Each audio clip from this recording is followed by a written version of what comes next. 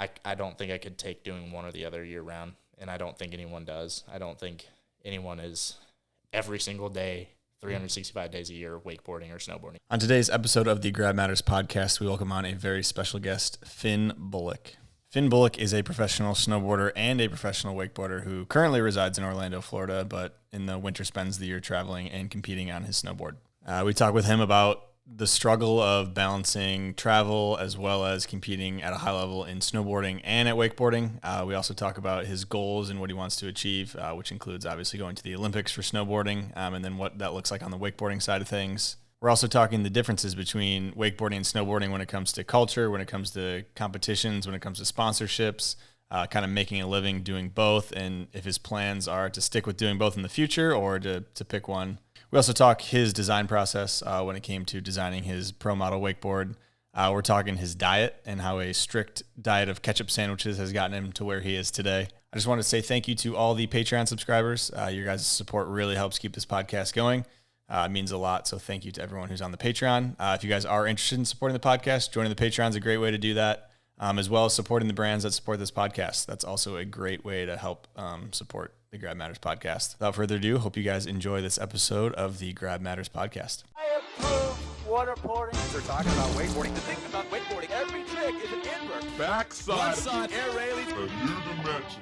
We're back. Another episode of the Grab Matters podcast. Today we welcome on a very special guest, Fynn Bullock. How's it going? It is going pretty good, Hunter.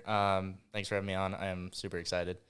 Stoked to have you on, dude. Stoked. You said you live 10 minutes. So what lake are you on? Where you at? I'm on Lake Willis, Danny Harf's old lake, if you know where that is. I actually live the house right next to where he grew up riding, yeah. So there's a couple wakeboard videos I cannot think of off the top of my head that were filmed there.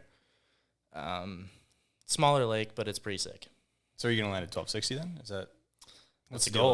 That's the goal. I have a little... surprise footage, not yet. You're sitting on some stuff. I'm sitting on some stuff. So we're working on some couple I didn't know things. That. Yeah. That's exciting. Yeah. Anything in wake pants? No, so I was thinking about this the other day. I don't know if I could pull off wake pants, but I'd like to give it a go just to see. Felix has been kind of putting that vibe out there for me for just making it look really good. Yeah. But you got to get like the right ones. Because I think some people have been rocking them for a minute. And some of them aren't the vibe, dude. Some of them don't go. But Felix, he just makes them look good, dude. And Gunther too. Gunther's like they're a little tighter, but he's also a taller guy. Like he's just he's got that like lanky guy steez, and that goes. So no, I think it could go. And I was thinking I don't know about boat, maybe cable. Yeah, Trevor is the one that pulls it off the best on the boat. Yeah, I feel like I haven't seen anybody do it quite as. I would like to see Trevor Hansen rock some on the boat, to be honest. I'd like to see Trevor Hansen wakeboard. He does.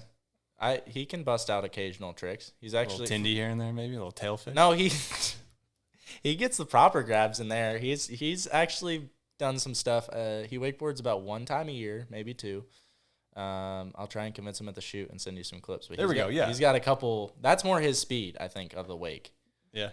He usually can't walk the next day, so that's kind of the reason he doesn't. You got to pay the piper, man. Yeah. It is what it is, you know? Very true. Let's go favorite grab. I kind of want to just be funny and go from the Instagram post, which would be switch method, but... You can't switch method, so that can't be your favorite grab. I've been working on it. Daniel's is pretty good, I will say. Daniel who? Johnson. Oh, his one's pretty solid. He posted one the other day. Yeah. I was like, that was a really solid switch method, yeah. And I've been trying to work on mine. But my favorite grab is probably like... I think it's technically nuclear. It's like method, but backhand and all the way around, and then gliding it out. That one's pretty fun. Yeah.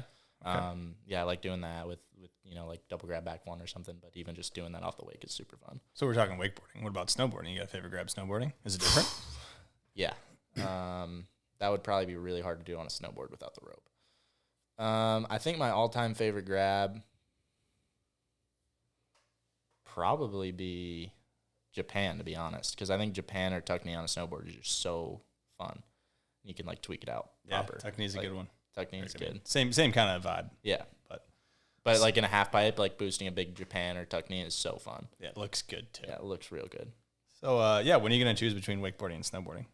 I think I've gotten that question asked for Yeah, and how many times have people asked you that question? Years and years, and I've been asked every probably almost every year since I was 7 or 8, and I don't know, just I don't see a reason to choose. Like, there's nothing going on with either sport in the opposite season. Obviously it's training, but I think if I did one or the other, I'd just be really burned out of doing it, and I would not love it the same as I do now. So I don't see any reason to want to choose one or the other. And I feel like a good thing too is with snowboarding, in the winter, it's a rest for my muscles because I'm using completely different muscles. So like I'm not just working one thing, and I feel like when people get injured, they always are hurting the muscles they don't use. So when I'm switching up what muscles I'm using, it kind of actually helps strengthen them and let my other ones refresh and kind of get better. Yeah, but I think mostly it's just I don't think I could take doing one or the other year round, and I don't think anyone does. I don't think anyone is every single day, 365 days a year, wakeboarding or snowboarding. I know guys that'll go take time off in both sports. And I want to dive into that a little bit. Obviously, we can get more into the nitty gritty after we kind of cover some early stuff. But like, I think that's so fascinating because you always hear it like snowboarding or wakeboarding wise. Like snowboarding, the summer season is less, I guess, attainable unless you have a lot of money to travel to like go somewhere to a different continent, basically, to go snowboarding. Whereas wakeboarding, you could live in Florida, do it year round every single day. For like year. There's definitely, wetsuit time, but it's tough. And I could do either if I wanted to year round. Like I could be snowboarding right now in Mammoth or, be doing airbag training. And I don't think I could take it doing something one time as much as I love it. And I'm not saying it because I don't love it. It's just, I don't think I could mentally do it. Like after Double or Nothing last year, once I did that contest, I was like, mind switch, ready to go in the snow. And it's been like that every year in both sports since I was young. I switch it, and I like having the challenge of I'm not as good as everyone has been because I've been riding. Like I have to come back even quicker and even stronger. And like first time I went snowboarding this year, I guess I rode in Mammoth a little bit, but it's like it's pretty slushy and not great. So you're not doing anything. So first day when I was back in Switzerland at the camp this year, I did back triple, and I was like, that was huge. First day back. Like relearned everything. Obviously like I could still do some stuff because it's just ingrained. Like I've done it so many times, but back triple like by the end of the day. And kind of similar with coming back to wakeboarding. Like I think probably 5th or 6th set, like I did. I had toe 10 back and everything, and it's just I thrive on being doubted or having a challenge that I put myself. It's like that Michael Jordan or underdog situation. Yeah, and I like putting myself into a corner, and I'm like, all right, I have to, come back twice as fast as everyone else to be at this level and be ready for these contests. And I don't know, it just makes me hungry to want more. Yeah, that's a good, that mindset makes sense. And we'll definitely dive into the snowboard versus wakeboard thing a little bit because I got a lot of questions on that. But let's kick it off the early days because you were into hockey growing up, right? Yeah, so my mom had me doing a bunch of sports. I used to do everything. I think the only other sport besides snowboarding or wakeboarding that I do would be hockey. That is just, I don't know. It's something about it that I loved. And I played soccer. I played baseball. Soccer was really fun. And then I did snow skiing and water skiing. Skiing was because of my mom. She used to be a water skier, and that's how I got into it, was through her. So that kind of blossomed into the wakeboard, snowboard side of things, just through water skiing. And, hockey was just one of those other sports that I loved. I did it since a super young age and fell in love with it. And I did baseball. I loved it for about half a season. And then... You loved it for half a season? Yeah, so I really wanted to do it, and I begged my mom to let me do it. And then I was really young at the time, so it was coach pitch. And all the other kids on the team would just sit and play in the grass or the dirt, and I was the only one taking it seriously. So I just got really over it. And then she accidentally signed me up. Well, she says accidentally, but I got signed up for another season. So I did 2 seasons of baseball, which were not fun. Soccer was really fun, but yeah, hockey was like... Best one? Hockey, other than snowboarding and wakeboarding, was the best one. So I guess you're into all three of these at the same time, right? I'm guessing when you're a kid, wakeboarding, snowboarding, and hockey. Like, are you doing them all at the same age? Yeah. So I did all of them at the same age, and it was tough. Like, it's a lot of traveling, but I feel really grateful that I got to do it because it was, just I got to find what I truly loved. And I got to the point where I did hockey, and I was getting to the stage of travel. So I was like on the Junior Hurricanes, which is North Carolina's like minor or younger team, kind of like how they prospect, I guess, kids. And I got to the point where I was about to start travel hockey, and they basically told me, they're like, you either have to choose hockey or, quit it and do these other two sports. And I, at that time, I couldn't give up snowboarding and wakeboarding, which now maybe like hockey would be cool. 'Cause like thinking about it, not even like, I just think about hockey. I'm like, oh, well, it'd just be cool to see what it would have turned out to. It'd be cool to be in the NHL. Yeah, it'd be pretty sick. Yeah, like, body checking guys, and there was a lot of fun memories. But I don't know. I think the love and passion that I had for snowboarding and wakeboarding, even to this day, I couldn't choose. I was gonna say, like, was it just that it was simply more fun being on a board to you, or I mean, was there anything else in that decision? I think it was that, and it was, I don't know, just the people that I was around. It just kind of had shaped how my life had become and who I was as a person. Obviously, at that age, I didn't realize that, but like just the people that I was with, I loved the group of people that I was with. I was riding with Adam all the time, and that's how I met John, and he's been a part of my life since I was 6, and he was the first one that taught me how to wakeboard. So he's changed my life so much, and I feel like that was also a big reason of why I didn't want to put the board aside, is because that had the people in it. Yeah, it was the people and like what they meant to me. Yeah, that makes sense. So you mentioned John. When does Hexagon Wake Park kind of come into the picture for you? Do you remember what age that was? Because talking years ago now. Yeah, I would have to look on my phone. He actually texted me to remind me. I cannot remember the date though. I want to say it's from when I was like 12, maybe. Okay, maybe a little bit younger. Is that your first time riding park mostly? I mean, or did you? No, so I actually I used to ride OWC. So that was how I met him. I came here. I learned how to wakeboard at OWC and met him in Florida. Used to ride the cable all the time, and before Hexagon there was Gyptopia. So we opened, I think it was like a year or so after Gyptopia. So I actually got into cable through OWC and then started riding a lot in Gyptopia, and then he helped to come run the cable park because we had started it. And the reason that started is because I wanted to, have a 2.0, where we were like looking at the idea of having a 2.0 in the backyard.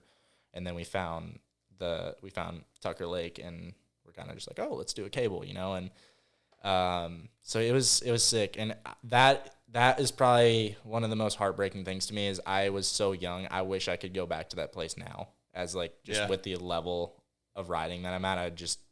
It'd be a freaking playground. And it's kind of how West Rock is, it's so fun when I go there because it's different. It's like such a unique setup. But yeah, Hexagon was unreal. That definitely just turned me into this different rider, like being able to go lapping. Yeah, just there and like be there in the morning and ride. And I actually grew up riding, with like Ethan Weaver and Jake Flynn and Matt Hot Sauce, all those guys. Like, we were all coming up together and like super young, and I got to ride and push myself with them, and it was so cool and such a sick experience because, there was just all these young kids at this cable park and a place that didn't really have cable, and it was just, man, talk about you. So you're riding with Jake Flynn. Talk about two different like wakeboard career paths. No, it's crazy. Jake Flynn's on the streets getting some wild clips, and homie's now on the PWT. No, it's unreal, and it's really sick to see, him and Ethan still doing it and at elevated and everything. But yeah, Hexagon definitely shaped what I became in wakeboarding. And I used to go to Adams and drive there, ride 2 sets, and then come back, be doing school in the car, and then go and ride cable, and from 3 until 8. Yeah, Adam Fields. So I want to get into that a little bit. So is it true you used to cut down like adult park boards to like baby kid version, and then that's what you would ride? Yeah, so So they never made a kid's cable board, and that was, I guess that's probably the gauge of it. That was a big reason, is John had been telling them for years to make a kid's cable board, for Liquid Force to make a kid's cable board, and they were the sponsor of the park. And so I think he did it with a couple boards, but he did it, the first one I remember, he did it with the old Henshaw, and he cut it down from I think it was like a 36, and I was, way too small. I think he cut it down to like a 20 or something, 126 or something. And yeah, so that was kind of like I guess, I don't want to say like the pioneer of like the Liquid Force kids cable board, but he was definitely like a big part of it. Cause they would see all these videos and they're like, how is he riding that board? And it was just like, yeah, you just like saw it and, make these smaller boards for me. It was really cool. Getting down to a 126, dude, get a little tiny. And it still blows my mind that they didn't have like, it was just a different, different age. Like it was still, I feel like park was still so new at that time, young, so they didn't know what they were getting into yet. And like that, I mean, they got it. They were on it pretty quick. Once he started doing that, and I felt like they got on it pretty quick. Yeah. But no, it was pretty sick. I actually remember probably one of the saddest days of my life is I was like riding this Henshaw, this cut down one, and we had this blue barrel at the backside of Hexagon. I was riding, I think it was like Ethan was on the dock, and then I forgot who was operating, but I was just like riding by myself in the morning and popped an ollie and just like missed it and clipped the front of the barrel and like didn't get hurt or anything, but I like nosed the board in the front of the barrel and just blew up. And I went back to the dock and I looked at it, and all the foam and everything was just like blowing out of the board, and I was so bummed. I was like, I don't know if I should ask John if he can make me another one. Yeah, I was like, at that time, I was like my pro model. You can't just buy these things, dude. These are hard to come by. So you did mention your kind of travel schedule early on, where it's like I was talking to Adam, and he just mentioned how much time I guess you spent in a car going between either the lake, the cable, like just run through that in the earlier days of like how much you were moving around to get all this boarding done. No, it was unreal. So I'm originally from Mabane, North Carolina, and that's like an hour from Raleigh. So it's about probably a 2.5 to 3 hour drive from Lake Gaston, where Adam is. And so, I'd wake up probably like 6 or 7 in the morning, would drive there, most likely sleep in the car, get there, ride a set, come back, jump on the trampoline for a minute, do school. If my mom was there, if she wasn't there, I'd probably stay jumping on the trampoline. I love that trampoline at his place, dude. It was unreal. And I'd ride another set, and then usually drive home, do school on the way home, or to the cable, not home, but do school on the way to the cable, which was probably about another 2 hours away, and then ride cable from 4 until close. Probably, I would imagine, yeah. Maybe a little earlier. And then would go home. And then we ended up getting a place because the cable was in Benson. So it's kind of like this weird isolated area. So it was in Benson, and we ended up getting an apartment in Garner because the cable was even like 2 hours away from where my home was. So we got an apartment in Garner. And we lived there for a couple of years, and it was 20 minutes from the cable. So it was a lot easier to go there and back and forth. But yeah, it was still quite a far drive to Adams every time I'd go. And yeah, at least an hour. I mean, it sounds like. And then yeah, so it was a trek, but it was that was probably some of the best days. Obviously it was long days, but as a kid I was just itching for every moment of being on. So is that what it was? You were just itching to ride because you wanted it so badly. No, yeah, that was the thing, and it wasn't even at that time it wasn't even me thinking or wanting to be the best. It was just I wanted to just be as good as these people I looked up to. I looked up to Harley. I looked up to Raph. A big thing, I looked up to John and Adam. Because they were around me, and I just saw how good Adam was, and I was like, I just want to, be able to do that. And that was a huge thing. And he's such a good influence, and he was a crazy, positive person to have in my life. He would always push me to be the best. And, so like I said, yeah, whenever I was not riding with him, I would be on the trampoline working on a bunch of new stuff, and it was just because I wanted to. I just wanted to push myself and be better. So as a kid, it wasn't, I mean, at a certain age, I'm sure you're like, yeah, I can be a pro athlete and make a living out of this. But to start, it was just, I love being on the board and I just want to be better. That was my goal, was to be an athlete. My dream, it wasn't to win contests. Sorry, that's what I meant. I didn't go into every time I rode to like, oh, I want to win a contest. It was, I just want to make this a reality. Yeah. You know, like I've dreamt of, you know, being able to wakeboard and snowboard as my job for, you know, since I was 5. Like that's been what I've wanted to do. You know, like I've just loved, that's how much of an impact these sports have had on me, is just I've wanted to do that since I was so young. So, okay, you had that idea in your head at such a young age. I mean, there has to be some inspirations that you're looking to, either athletes. I mean, you mentioned Harley and stuff, but is there both on snowboard and wakeboard side of like people you were looking up to? Like, yeah, I want to be like that guy. I mean, I think an obvious answer is Mark McMorris. Like he's the most dominant snowboarder I think to ever do it. And then yeah, Harley. Raph was big, but he had a more impact, you know, in a later time, I guess, like probably 20. When did Beyond Perception? Oh, Beyond Perception. No, 2011, maybe. Yeah, so probably around 2011. That was like when, you know, he had a big influence on me. And but no, I mean it's I've never had like a favorite wakeboarder. I've just always looked up to all these people that get to live this amazing life of, you know, what I wanted to do. And I just took that and I was like, all right, what did they do that I can do better? What did they do that I can like replicate to make this, you know, a reality for myself?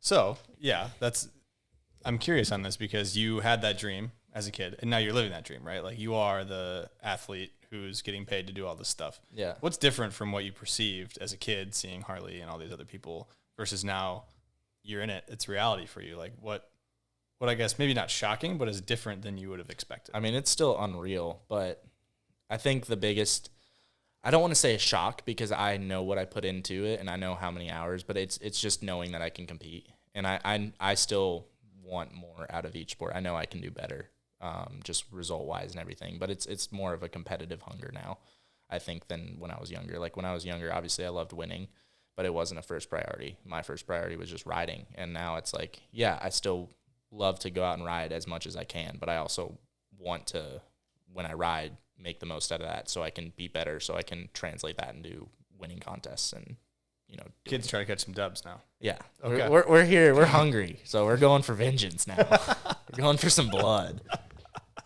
Your mom was telling me about maybe an incident you had at Hyco Lake where you were saved by a fishing boat. Yeah, so we actually... I don't know if this was when you were younger or not. I'm assuming this was when I was probably like 8 or 9. Okay. So we had this Malibu. We had a lot of issues. It was like one of my first boats, and I always went to Adam, so I hated riding the Malibu just because I always loved riding with Adam more than I loved. What did Adam have? He had a lot. I think when I first rode with him, he had an Epic. And there was something before that. I don't know if any diehard wakeboard fans remember the Epic brand, but he had an Epic, which was pretty unreal. That was actually, I don't know about now, would be a fun boat, but that was fun when I was riding it. Yeah, it was Epic. Come on. And then he had something. He had one in between or before, but then he had a Centurion, and he had Centurion for a while, and now he has Malibu. But he had him dialed, I'm sure. He had him pretty good. Yeah. And I actually have a funny story after this about the Centurions. The first time he ever got it was pretty good. But we had the Malibu. I think it was VLX.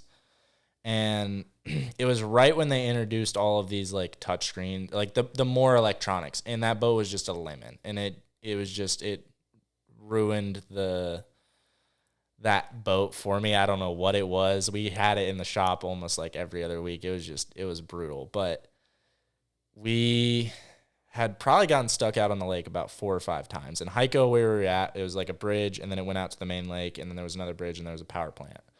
And we were riding one time, and I think it was like just this really rainy, crappy day, like going into summer, but it was still really cold there. And we got stuck. Like the boat was just like running, and I think we were going back in, and just went bonk and just stopped. And everything cut off. And so we didn't have any paddles or anything. I think we had my mom's slalom ski in the boat and my tiny wakeboard. And so we were probably stuck, and there was no service where we were at. Like that lake was kind of in the middle of nowhere, so we had no service or anything. And I think we were paddling in for probably an hour and a half and not even close to this house. And then this fishing boat just like comes by and we luckily got him to stop. And like he towed us all the way back to our house, which was probably like a 45-minute boat ride. But went out on the boat for supposed to be 30 minutes and ended up being like 4.5 hours. Jeez. Yeah. That sucks. It was not fun. What's the Centurion story? What do you got with that? I don't know if Adam remembers this. But this was one of the funniest things. So I was with John and Adam had just gotten his Centurion, and they have that ram fill, it floods the boat. But he was like telling us, he's like, yeah, we have no extra, you don't need any extra weight in it. And then he just goes, hey, Fields, can you fill the sacks in the back? Like just the extra weight. And I was just like super funny because he was just talking about how he didn't need any extra weight, and then just goes, oh, can you fill these extra sacks? But no, that wake was pretty unreal. So you're riding behind quite a few different boats, though. It's not like No, I learned my first tow 7 and tow 9 behind an Epic. And I think you're the youngest kid to land tow 9, right? I am, yeah. Very proud of that achievement. Yeah. You get an award for that? How's that? What's that looking like? You ready to piece of paper hanging on your wall? Yeah, I think there was an article or news company that came out with me to do it to Gaston, but yeah, no, I had done that when I was 9. I did tow 7 when I was, I think, 7 or 8. You didn't do a 10 when you were 10, though, did you? No. So you fell off base. You fell off. Like my wakeboard career started like this and went real downhill after that tow 9. When you're ramping up that hard, dude, you got to. I did do that with snowboarding, though. I kept it. I've done every single trick. I'm really worried about this 19, but I've gotten every 19 now, right? Yeah. So I got the 18 before I turned 19. That was my goal. I was like, get the trick at the age. So what's another 180, dude? Come on. On the 18 that I landed, I had no clue that I even did it. So doesn't matter. They don't ask how. They ask how many. You got it done. Let's get the 19, bud. So growing up, though, it sounds like your mom. I mean, I talked to her a little bit, and she was, a driving force, motivating, like very much so, like bought in, I guess, in terms of like your vision and career, I guess. So how important was it to be homeschooled to give you the freedom to be able to do all these things, and then be her support? I mean, her backing. Yeah, no, I couldn't do it without her. It's just plain and simple. Like I couldn't have gotten to where I'm at without her or John. The homeschool thing, it's tough because I know a lot of people that did go to public school, and I think that for me it was more of a learning opportunity. Like being homeschooled, I got to learn a lot more about just the world instead of being stuck in a school. And for me, I've always done better kind of just at my own pace and visually learning. So I think it was a really good experience for me, and I'm grateful that I was. I don't know. She definitely was like a huge help in that, though. And like, I don't think with doing both, I could have done regular school. I think if I had done one, I could have for sure. But I don't think with doing both, with how much I traveled, because that was the thing. I had done it year round. And even now, like with college stuff, I do it year round, and I do it at my own pace, just to be able to do it. And having to sit in school, I definitely couldn't have done both. Well, there's a lot of time wasted in public school. I can tell you that much right now as someone who went to public school. So mostly not worth your time. So yeah. And when I was younger, I'd rather spend that time, on the trampoline, probably. And switch methods. Come on. Practice. I probably had a better switch method when I was younger than I do now. In all honesty. You got to work on that one. Seriously though, being coach. So you had a lot of coaches. We touched on the wakeboard side of things, but like snowboard side, what did your coaching upbringing, I guess, look like? Getting into it. One of the first snowboard coaches I had was Nicole Mason. She was with Team Summit, and I was in Colorado. So there was a bunch of coaches in North Carolina that had helped me out when I was younger and first starting. And then North Carolina was amazing. I was there for probably 3 years, like learning 2 or 3 years. And then we had heard about Colorado just being an amazing, place to be at for snowboarding. And we went out there for a vacation, and then we were just like, well, this is kind of the spot to be if that's what I want to do. So we got a place out there, and I've been going out there every winter since I think I was like 8 or 9. So yeah, I worked with Nicole for a while and kind of bounced around. And then Scott Harris was like one of my first, best coaches. He was really awesome. He helped me out through half pipe and slopestyle, and I'd worked with him. I actually won the Burton U.S. Open Junior Jam in 2020 with him as my coach, and he was by my side. He was an amazing coach. And then I was actually nominated to the U.S. half pipe and slopestyle team that year.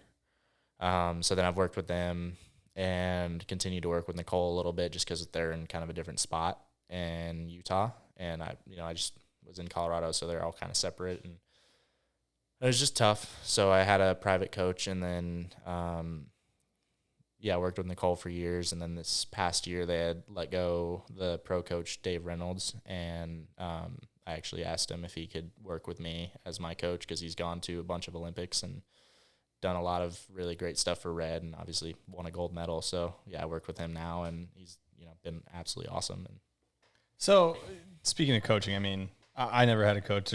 I feel like there's two paths people in board sports go down. Like you either have a coach and like you have a coach for a while, or you just never have one and you never had one. You're more of just like the do it for fun. So do you see wakeboarding and snowboarding, I guess, as like a hobby and something that's fun to you, or do you see it as, you kind of touched on this, competitive wise, like I see it as a sport that I want to win and I want to beat other people? Yeah, I mean, like I said, it kind of clicked to me at an age. Like, yeah, I want to win and beat other people. I still,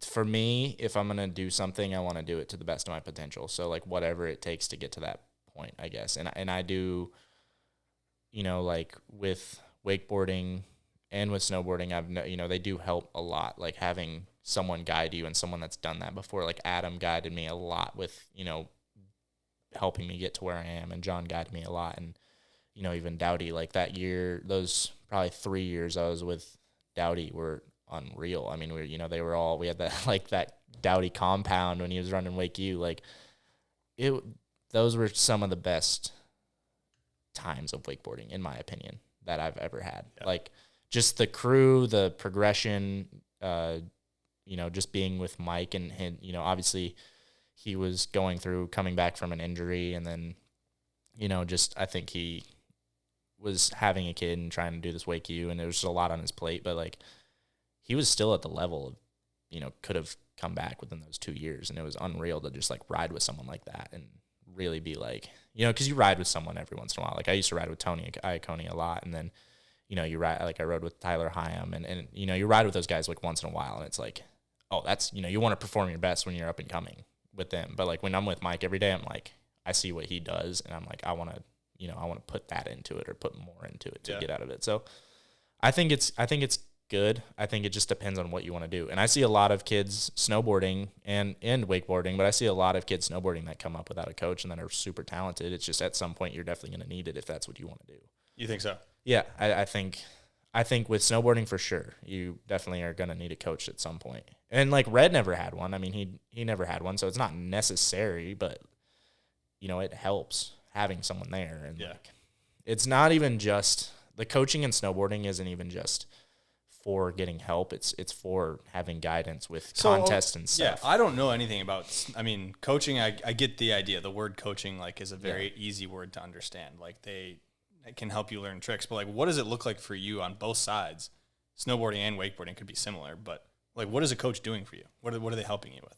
I mean, it's a lot of it's contests, like, having entries. It's kind of like almost a manager at some stages. And then other stages, it's like, when I'm coming back into it and like figuring everything out, like it's nice to just have another set of eyes. Like that's what it is essentially, is like having another set of eyes to guide you and help me. Like when I switch back in between snowboarding and wakeboarding, like obviously I don't have a coach now with wakeboarding, but with snowboarding, like when I go back into it, I can fix mistakes, but it might take longer to figure out that my edge angle is too high or I'm like over edging on something, instead of, Dave just being like, oh, you need to just have a longer setup, and that's why your trick's getting messed up, or you need to be more patient on your grab. And it's like, I can figure that stuff out, and I might know right away, but it also helps to have another set of eyes on it. And that's kind of what it is having another set of eyes and like having guidance on what I should be doing or what I should be working on next. Okay. So is it at all like helping with run planning in terms of, because what's your main thing? Slopestyle right now, right? Like yeah. So slopestyle and big air, I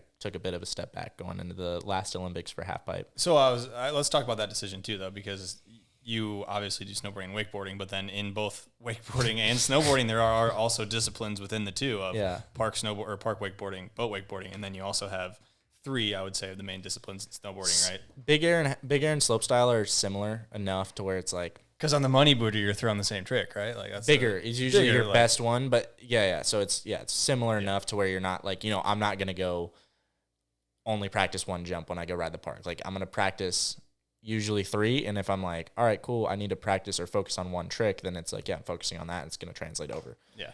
But half pipe's way different, and I love half pipe. I still ride it, and it's the same thing with cable. Like I still ride cable, and I love it. It's makes me a better rider. But half pipe, I was going into, I can't even remember, whatever the last Olympics was. All that COVID stuff messed it up. So whatever the last Olympics, I was on the half pipe team and the slope team going in, and I was nominated to the Olympic slope team. So like you get nominated, and then you have to like qualify to get those top 4 spots. And so I was like in a spot for half pipe where I could maybe, but like for sure was on for the slope team. And I was just like, if I'm going to make the Olympics, like that was my goal. I was like, I want to take a step back from half pipe and like focus on what I have a better shot at. And I just always loved slope more because half pipe to me would get really repetitive. And so yeah, I like ended up, it was my first year in the World Cups and just, didn't have the best performance I wanted to. So, just kind of didn't get to where I wanted to with that, and it was a bit frustrating, and then I just didn't get back into half pipe. The biggest thing for me was doing doubles in it. Like I could do 12, and I did front 14 in it flat, and I could do a lot of really sick tricks, and I could never bring myself to like wanting to do doubles in it. I just have you got to do triple now, right? Because Ayuma's got triples. Ayuma's got them dialed, but yeah, it's unreal. Like I just, and I'm happy I did. Like it makes me a better rider for sure. Like I said, and just like riding boat and riding cable, they help. But I couldn't do both. I don't think like I wanted to have full priority on slope, and that's really what I liked. Like it just felt more free to me and not repetitive. And that makes sense. Over it. Yeah. Yeah. And the courses are always different with slope. I mean, everything's different. Everything's different. Yeah. I can go to a park and it's different in a week than it is the week before, but a half pipe's gonna be the same thing. It's just either cut well or cut poorly. It's either really sick or it's like really sketchy cut. Yeah. But yeah, I still ride it and I love it, but it just got to a lot. Pipe is freaking gnarly too, man. Yeah. I mean, I guess both are their own beast, but I think it's time we dive into the LF'n wheel of questions presented by Liquid Force.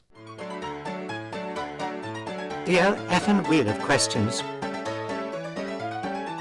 Okay, let's go. All right. Go ahead and grab that down. Grab that sucker down and bring it on the table here. All right.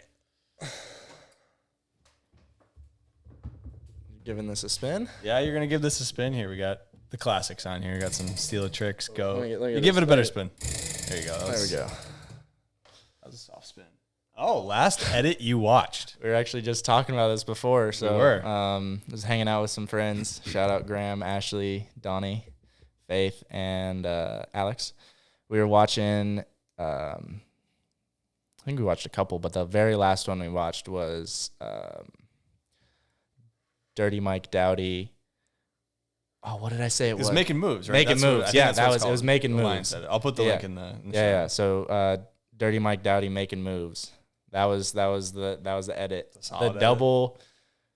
I don't even know what it would be called. I forgot if he named it, but like the double roll the blind, but the early one, like the early handle pass to switch toe back roll. I think probably one of the greatest wakeboard tricks ever done. Is that on the all white board? Yeah. Yeah. Okay. On the sickest board all ever done. Like that's hands down pretty dope in the wetsuit. But like, yeah, just, that's unreal. It's a great edit. That's so, then to think that was so many years ago and that trick has not ever been thought of since that. Yeah, it's unreal. That was a crazy trick. So that's wake. What about snow? Yeah, I mean, do you watch snowboard edits at all? Yeah. I've been watching a lot of the Think Tank videos, the Scott Stevens. Oh yeah, that's my dog right really? there. Scotty, dude. Really? Okay. Yeah, so Scott's always been rad, but he made a big impact on my life when I got on 32. And I started doing all the team trips with them, and he's just always been like the most down to earth, nicest guy. Not surprising, but yeah. He's just so unreal, and he's just so supportive of what I do, and I think it's awesome. Like, he's always been so kind to me. So, Scott Stevens, I think it was Left Brain, Right Brain was probably the last one I watched, which was solid. Dude, those are great. That's like, yeah, I've seen all the Think Tank stuff, but like they're really good. Yeah. There might be a couple more. And then Graham made me watch, what was that old Steel one that he did with Nike? Oh, Steel Lafferty? Yeah. I don't know the name. It was like, I think it was All In or something. Probably. That sounds like a Steel name. Yeah. Yeah. Yeah. All In. Okay, yeah. So we watched that one. I forgot he was on Nike. I always forget that. I did too. I actually didn't remember that. Yeah. That and Blue Steel. Pretty unreal. Is that X Games Real Wake? Yeah. Blue Steel with the paint all over him. That was X Games Real Wake. You a big fan? Big fan. Okay. Yeah. Okay, sick, yeah. I mean, he hit some spots on that, I think. There was a Wall tap. Yeah, and he did a little grind with the mask on or something like that, I think, in that Paint. edit.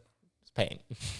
He didn't have he had a shirt on his face, though, didn't he? And then there was paint on or it was just paint on his face. He just got I'll put the clip. a bucket of blue paint dumped on him. Okay. Multiple times in the video. Yeah, it's video composition there. It matters. So, you ever seen Video Gracias? I have not. Well, that's a must watch. You should watch that. I'll give it a Give it a watch watch after this. tonight. Yeah, it's a great movie. Snowboard, but Yeah. All right. That one's pretty sick. well, thanks to Liquid Force for that. That was a good little segment. We can go ahead and put that back on the wall. I was really hoping to get Australian trivia. Yeah, well, for the listeners, I accidentally still had Australian trivia on here from a previous podcast, but I made sure to wipe it off in time. But, since you're fiending for some trivia, I've got Fynn trivia. Oh, gosh. Yeah. So, obviously, your name's Fynn, and some animals have fins. I guess sea animals. Yeah. But we're going to go all over the place here with Fynn trivia. All right. As you should know, because it's your name. So, first one. What river does the book The Adventures of Huckleberry Finn take place on? Oh, gosh. This is going to be a bad look if you get this wrong. I'm just telling you right now. I'm getting it wrong. Can you give me It's like literally the only river you should ever think of in America. It divides the East and the West. Dude, I'm lagging. Homeschooling is not looking good right now. This is a win for public schools. It's the biggest river in America, and I think in America. It has to be. Divides the East and the West. Dude, I am blanking on this name right now. Let's come back to it. Well, I'll give you the answer. Unless you want to No, come back to it. we'll come back to it. Okay. Once I'm refreshed. That's good media training because we might forget. The UK, the United States, and what third country ban the trade of shark fins? So what's the third country in addition to the UK and the United States which bans the trading of shark fins? Europe? Asia. I want to go Asia. Country, not continent. Oof. UK, United Kingdom, United States, third one. It shouldn't surprise you. It touches the United States. I'll go Canada. Yeah, it's Canada. Yeah, all right. All right, that's a good one. All right. 1 for 2 so far. How many fins does a great white shark have? Great white shark. Are you counting the shark fin on top? I would count that one, yeah. This is from Google, so. Main fins is what it said. Main fins. You go 5? It says 3. 3?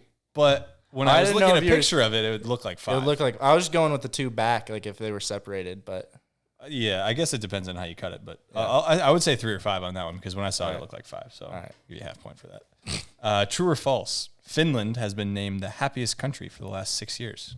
true. That is true. Maybe you should move to Finland. And just I want snowboard there. to. I want to. Here we got a snowboard one. True or false? Haldor Helgeson is from Finland. I want to say I want to say that's true, but I also think he might be from Norway.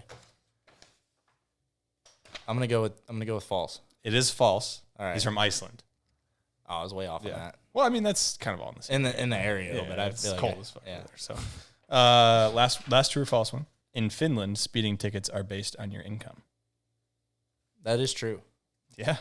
I didn't know that because I was actually talking to Sven Thorgren about it, and they have some crazy taxes and other rules over there. I was like, that's insane. Yeah. Yeah. It's wild, dude. I think I don't know what podcast I was watching, but it was some hockey player, and he was like, "Yeah, I got a speeding ticket." And it was like absurdly expensive, Even like if you're going, $50,000 or something. And you can't for- speed. You can't like speed over there at all either. It's like if you go in like 2 miles an hour. Oh, you know, they're here strict. you're like maybe 5, 7, but yeah, there it's like. I want to say it was a camera, and it just sends it to your. Yeah, they thing. do. My mom got one in Europe. She was driving to see me in Saas-Fee, and she wasn't even driving, and they were speeding, and there was a camera, and she just like has never been able to pay it because you can't go back, I guess. At this point. Well, yeah, and then we had I guess, we had a parking ticket, but they got a parking ticket. Like one of my coaches I was with this year, and the guy at the airbag park, we like tried to ask him how you pay it, and he was like, "Oh yeah, just don't worry about it. I never pay him." Because it's like you can't do that with parking tickets. It's I don't. But they send you this website, and it's like it doesn't work. Oh, so it's like I don't know how you're supposed to pay it, but yeah, it's stupid. Yeah, it's kind of whack. That's one of those ones you just kind of keep running that one, and then eventually something's gonna happen. But it's not. If you get arrested, and like it is, dude. Come on, it's parking tickets. It can't be that big deal. We're coming back to the Adventures of Huckleberry Finn. What river did it take place on? Because you got all the other ones right, I believe, right? Yeah. So you gave me a half point. I gave you a half point on that one, but you're gonna be so pissed when probably. Is it in Illinois? It's all across. It's the whole United States, bro. I don't know. The Mississippi. Oh my gosh, that's a dude. I was right, I don't know. I don't know how I was lacking on that, to be honest. That's pretty embarrassing. I could not think of any rivers. I was like, that's. Well, I guess what other river? Name another river in America that's like big. I don't know. The Colorado. I guess that's a pretty big one. So, Michigan. Michigan? What are you talking about? Lake Michigan, bro. That's not a river.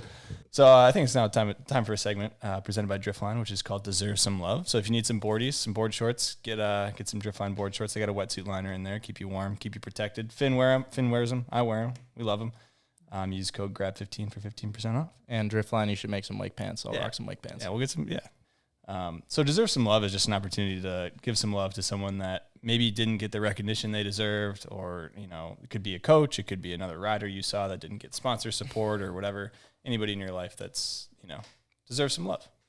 I mean, I think I give a lot of love to my mom and John. I think that goes first and foremost, is they've done a lot for me. So, big shout out to them. And then, just, everyone that's helped me get to where I am, and all my sponsors. I, couldn't do it without you guys. So yeah, can't go wrong with Mama. That's it. Yeah. No, she's number one. The number one right there. Yeah. So I think we dive into snowboarding versus wakeboarding. We've been kind of touching on, your upbringing in both sports and a little bit of the differences between the two and going down the path. But you're on the U.S. snowboard team, right? Yeah. So, and you got on the team by winning that Burton Junior Open. Was that? It was that and just results. Okay. Like I just got nominated, so like I won that, and then I just had a really good season my first year in Rev Tours, and both slope and half pipe, and they just nominated me. It's kind of just by choice. Okay, so we probably got a lot of wakeboarders listening to this that wakeboarding doesn't really have an equivalent, I don't think, in terms of like what the U.S. snowboard team is to snowboarding. No. So could you explain, I guess, what does it mean to be on the U.S. snowboard team? Like, what opportunities does that allow you? What does that entail? I mean, it's basically, I guess, kind of just like a glorified title. That's what it is. Like you get a lot out of it, and they're amazing. They've helped me out. You get coaching and work with some of the best coaches in the world, and obviously compete and everything, but you don't have to be on the team to be the best. Sean never was on the team. I don't know. I think Chloe's on it, but like there's been other people that have kind of done their own thing, and you never have to be on the team. But it's kind of just, it is a very prestigious thing. It's getting to represent your country all the time for doing what you love. So it's kind of like a bigger version of USA Wakeboard, I guess. We have a whole organization. They have like downhill skiing, like slope style skiing, half pipe, snowboard half pipe, ski half pipe, pretty much everything. It's like USA Skateboard, I guess. Okay. Same thing. It's all that one organization. Yeah. So, and you get a water bottle. And I get a sick water bottle with my name on it. That's sponsored of Hydro Flask though. So, that's one of the team sponsors. There you go. You get a Hydro Flask water bottle. That's sick. Yep. So, I have just a simple question. What's the biggest difference that you've seen between snowboarding and wakeboarding? In terms of what? In terms of anything, I guess, in terms of like the culture, in terms of the people you're hanging out with, in terms of becoming a sponsored athlete in either, like all three.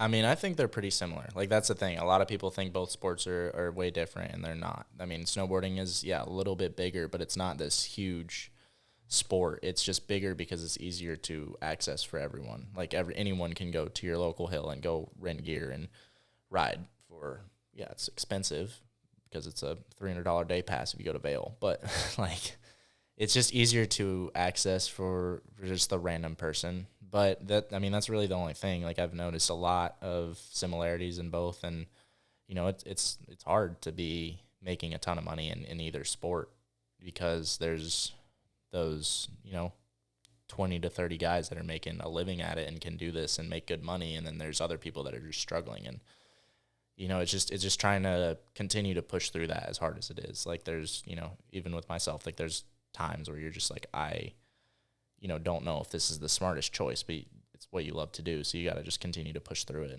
and it'll work out at the end. Okay.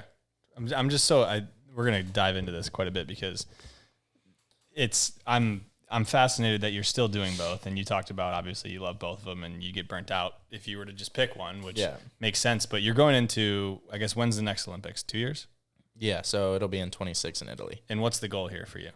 Winning the Olympics. Winning a gold medal in slopestyle Olympics. Yeah. And that's been my goal since I was a kid, like, hands down.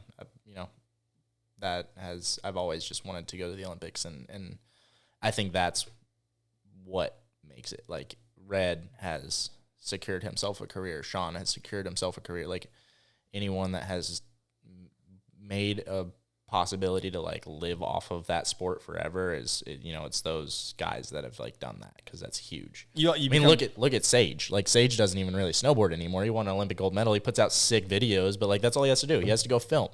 He quit competing after that Olympics. He won gold and was like, all right, I'm throwing in the towel. It was a sick run, too. No, it was sick. And it's just that, that's the thing. Like, you win gold and you're like, all right, cool. Yeah. that's like, because you've become bigger than snowboarding at that point. Like, and you can go back and you can do it again. And it doesn't, like, if you don't, it doesn't matter. It's just like, that is how you set yourself up. Yeah. And that's what I want to do. I want to make anything happen to be able to do this forever. Yeah, for sure. And that's, like you said, that's a great way to do it, is to take the gold. So I guess what's the path looking like for that? Because so you got 2 years now. Yeah. So with this year is a little weird with some contests. There's kind of got canceled and didn't have as many as possible, or as many as we usually do. And then I actually went through a shoulder injury in February. So it's kind of just a weird year for snowboarding and for myself. But I as much as it sucked to get hurt, I kind of took it as a blessing and got to freeze my points. So there's, like, a point ranking system, and it's through everyone in the world. And, like, to get your starts, you need to be ranked, at this certain, it's such a confusing process that, like, I don't even fully understand at this point. But so, where I'm ranked third in the world for U.S. riders, behind Dusty and Red. And so I will be, hopefully getting starts for the next World Cups, and that's kind of how you do it. So if you're in the top 3, you're pretty much guaranteed a spot in the Olympics, and then fourth is, like, coach's discretion. So they've done it. Chandler Hunt, a couple years ago, I believe it was him, like a couple Olympic cycles ago, was in fourth, and then they took someone else because they felt like he was a better fit. So it's kind of like you want to be in that top 3 to guarantee yourself, So right now I'd say I'm in a good spot, and it's just continuing to get. So this year was setting myself up for next year, and then next year is setting myself up for the Olympic qualifier years in 26. So U.S. doesn't do any. There's one in Australia to, like, get our quota spots. So, like, for the team spots to get, like, how many starts we'll get, which is max is 4. But then the Olympic qualifiers start in 26, or that year going into 26. So so it'll just be setting myself up to get starts for that. So what would you need to do in 26? Obviously, you're building up to that point, but in the year to qualify, what do you need to do? Just results in World Cups. Just, like, be doing in the Olympic qualifiers. I just need to, like, so the World Cups turn into Olympic qualifiers. So, like, the U.S. ones, they'll hold more up until February, and then they'll be like, all right, cool, here's the team. It's just, getting results. That's pretty much all it is. It's just performing to the best that I can and qualifying. Do you think you'll have a run? I mean, obviously the goal is to have a run, but, like, what's your run compared to the rest of the world? Because obviously you 3 I only did 1 slope contest this year. Yeah. Mammoth got canceled. I got hurt right after that, and there was only 2 more. But when I was in locks, I made semifinals and would have made finals. I messed up on the last feature, and that was like the dumbest feature out of everything in that course. And Was this the down bar? No, it was a doghouse. It was that like stall feature before it. We all wanted to take the it second out. to last one. Okay. Yeah. Yeah. And I literally was like, I thought I was gonna cry. I like landed my whole run, would have made finals, and messed up. Like, What'd you do back. on it? I changed it up. So there's a quarter pipe and then the doghouse and a down rail, and that was like one feature. So then I went to the doghouse and was going to like 180 up, and then switch 50-50 and then 180 in to the down, like to go into the down bar. And I just like in practice, I'd gone too fast, like once or twice, and slipped.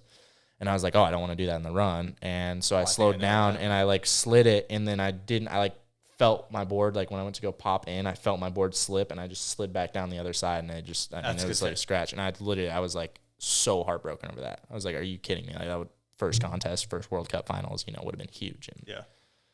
Oh my gosh, that was so devastating. That's brutal. Because I remember watching that actually. Now that you're saying that, because I was watching Liam obviously, and he ended up winning. But yeah, it's a brutal moment. But anyway, so like in terms of your run though, you feel that I feel like I'm there. Like yeah, you're there. I feel like I'm there. I put in a ton of work this year, and I even with the injury coming back from it, I feel the best I ever have, and I'm definitely ready for those next years. And I'm ready for putting in some work this summer and coming up into the winter.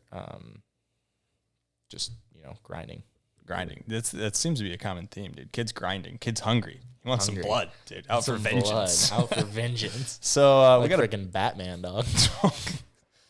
Okay, we got a Patreon question from Benny Heatley. So if you guys are interested in supporting the podcast, make sure to join the Patreon. It helps out a ton. And he's wondering, what's the transition like going from the snowboard season to the wakeboard season, vice versa? Are there large differences between the training and how long it usually takes to get dialed back in one or the other? You kind of answered that with the triple. You landed first day back, but is it different? No, I mean, it's changed over the years. I noticed this year with snowboarding and with wakeboarding, like I've gotten back into both quicker and quicker. Every year I come back, and it's like I said, it just makes me want to do it more. Like it makes me want to get back in quicker. And yeah, it is weird, but it's not terrible. It's usually kind of just like for wakeboarding, for me, it's really just like figuring out the handle passing again. Like that's the most uncomfortable part. And then with snowboarding, it's just like figuring out the edging again. And it's really not too bad, but like the body and mechanics that I have built in are like, they don't change. And I feel like they train, like that's why I'm glad I do both, is because it's like I don't lose too much, even though they are different sports. I'm not losing. Still time on a board. Yeah, it's still time on a board. I'm still getting air awareness and all these things built in still. I'm not, I haven't touched a snowboard or touched a wakeboard and done a flip in years. It's like, I'm still doing a flip almost every day. It's just different mechanics, but not getting burnt out in the same sense. Yeah. So I still have the board experience, but I'm not getting burnt out. Yeah. So I think this year with both was the quickest I've gotten back into either. But I'd say probably max is like 2 to 3 weeks. Okay. Like full comfortable everything. Ready to all go to my a contest. tricks. Yeah. Okay. Fair enough. We got a question from your mom, Paula. So go ahead and pull this up. You have been all over the world and traveled so much to competitions everywhere. What is your favorite memory, and what's your favorite place to compete? Man, that's tough. I guess you can go both, snowboard and wakeboard. Yeah, I think they're different. It's so tough. I mean, like favorite place to compete is a different answer. Like favorite place to compete, I think, is probably the Groveland Park that the PWT puts on in Florida. Just that lake is really perfect for it. I feel like just in terms of how calm it is. Portugal is probably one of my favorite memories. She actually went with me last Worlds, and we got to like go explore there, so it was super cool. So yeah, just getting to do that with her, and then I don't know. As much as I'm there, I have to say I think Switzerland, like snowboarding, I think just in terms of competing, Corvatsch is one of the sickest places ever. Park and how everything's built is probably the best place, hands down, to compete. And that's in Switzerland by like the Italian border. But probably just getting to travel the world and do it. I mean, I can't really like complain too much about it. Yeah. You got a lot of places you're probably still going to wakeboard and snowboard in the future. I'm actually going. Yeah. So for snowboarding, I'm going to Australia for the first time and New Zealand. Like I've never been to either. I'm like, that's really, yeah, neither. So when are you going to Australia then? I think around the same time as Worlds, but I'm not gonna. I probably won't be doing it. It'd be pretty wild if you did compete in Worlds and then you went. I think I've been thinking about snow before that, and then you went back to wakeboarding. Like, maybe. I mean, it's not out of the cards. It would be insane. Might be an option, but we'll see what happens. So do you view? I kind of asked this earlier, but do you view riding as a sport or a lifestyle? I don't know. That's a tough question, to be honest. I mean, hey, hard hitting. For me, I think it's a lifestyle. Like this is without wakeboarding and snowboarding, I really have no clue what I'd be doing. It just, it's kind of consumed what I, every day. So yeah, probably more of a lifestyle than anything else, I think, for me. Fair enough. I agree with that. So what trick, I guess this is kind of getting the nuts and bolts, but what trick took you the longest to learn on each board? For snowboarding, probably like switch backside, like 12s. That one's been a struggle. I don't know why. That's just my weakest rotation. I feel like that's everybody's switch backside is the. But it was weird. Like back triple, I did it first try. Oh shit! Did it first try. Wasn't even gonna do it that day, and I was like, you know what, I'm doing it, and then did it first try. Like a lot of these tricks, and then I think the hardest one for me probably was. I mean, there's probably more, but I think come to mind recently. I think the hardest one was switch toe 10. When I learned that, I think I did it when I was 15, and I did it with Mike, and I remember that because I had learned like cab double, I did KGB 7, switch toe 10, and crow 7, like all the same year. It was filming for like the Who Is Fynn Bullock video, but I had done switch toe 10.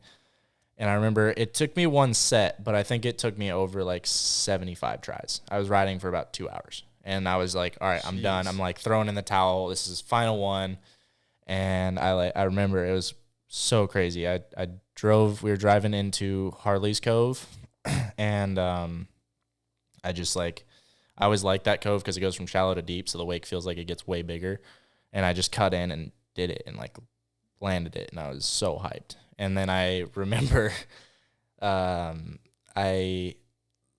I did it and I posted it and I was super stoked and it did really well on socials. And then Shane goes, "Why would you post that? We could have used it for the video." And so I tried to go do it again for the video and I couldn't land it again. And we were probably riding for like an hour and a half. And that's how I learned crow 7 is because Mike was like, just do something else. Like it was the final day we were filming and I was like, all right, I'll just try crow 7. Like I tried it like once or twice before and then gave it like 2 attempts and then got it second or third try. That one took me a couple years to get, but not as many attempts. I think the toe 10 was probably the most attempts ever. What's the difference between a crow 7 and a toe 10? How it finishes, I think. Like the tension of the crow 7 is just so much harder than the toe 10, really? Okay. In my opinion. Like the toe 10, I feel like I have more control. Because obviously very similar movements. No, right? Yeah, for sure. It just depends because mine, like when I do crow 7, I do it pretty flippy, and I think a lot of people do, but I've seen, like Shota's is super dialed, and he has that like good axis to where I think he can make it feel like his toe 10 to a sense, and mine, I can do it like really easy when I do it, but it's just like it's that blind like tension pull of that crow 7 coming out of the flip. I've gotten smoked on it before, and it's definitely an intimidating one. Yeah, that makes sense. I'm always curious on those ones because it's like the tricks are more similar than they're different, right? Because it's such a similar movement. But when I did the toe 10 originally, it was dead flat. Now it's off axis or like cork, but when I did it before, it was about as flat as you could ever do that trick. So we got another Patreon question from Liam Brearley. Oh, sweet. And I mean, a lot of people have asked this, but obviously Liam was the first one to ask this here and has probably maybe some experience with this, but he says, have you run into any issues with sponsors because you snowboard and wakeboard, or are they stoked on it? No, I've actually, I don't know. I've heard mixed opinions, I guess, just from some people, and I guess it was like I've always been told by Liquid Force that they're stoked I do it, and for me, I don't see a reason that they, at least a wakeboard company could be mad about it. Obviously, I'm not on snow as much, but at the same time, I am reaching out to a whole different audience that no wakeboarder can reach out to because they don't do it. And when I first signed with Billabong, I actually was talking to Chris Hefner, and it was for Wake, and he was like, yeah, we can sign you for snow if you want, but I would keep it completely separate because you will usually get undercut by companies if you do both sports or like two different sports. They'll try and just like undersell your value, you know. Mean like a 2-for-1 deal? Like, yeah, we'll so sign you that for like both, we'll sign you for both, but you could technically be getting the same deal for both, if that makes sense. Yeah. Instead of you're getting this deal for both sports, like you're not making. Yeah, they're paying you half of what they should be. So no, I've always tried to keep it separate, and I've never had any, like I said, it's 2 different seasons. Like I'm not missing anything. Yeah, I miss Moomba Masters. Like I don't know. Like how important is that one event? You know, like I don't know. I feel like if I go perform at the PWT or go perform at Nationals and Worlds, like really, can you say much? You know, I can still be summer. Yeah, and I can still be home for Masters. In you know, in theory, like I just don't see how a company could really be upset about it, because it's really, at this time with everything, how it's so social media involved, I think it's more of a blessing than anything else for them. Yeah, and that makes sense of like having that definition early of like, no, I am doing both. Yeah. So we'll figure it out on either side. Yeah, I'm doing both. Yeah, that's what that's kind of been like, if they have an issue with it, then that sucks for them. But like, I'm not your guy then. Like, yeah. You know, and yeah, I always try to put in as much as I can for each company. Like I've always, for Super, I try to do everything I can. For Liquid Force, I try to do everything I can. It's like, yeah, sometimes I'm not doing the most that I could be, but also I'm doing a lot on the side. Like I have a lot of stuff to deal with on the side. So like when I'm in that mode of like wakeboard mode, I am doing the most. And when I'm in that mode of snowboard mode, I'm doing the most. And then I'll try and do a bit of that like content sharing, I guess, over the winter. And I feel like I was better about it this year, but it's just, I don't think about wakeboarding when I'm snowboarding, and I don't think about snowboarding when I'm wakeboarding. Like I just mind switch. Interesting. Yeah.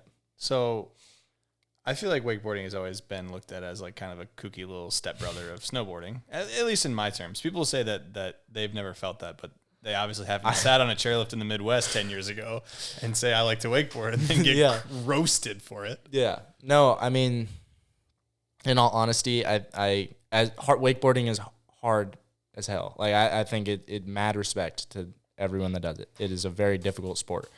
But I do think wakeboarding is an easier version of snowboarding, because you can get out of stuff. If I'm going to go huck myself off of a 70-foot jump and I mistime something, I am most likely dead unless I have enough air awareness to like come out of it.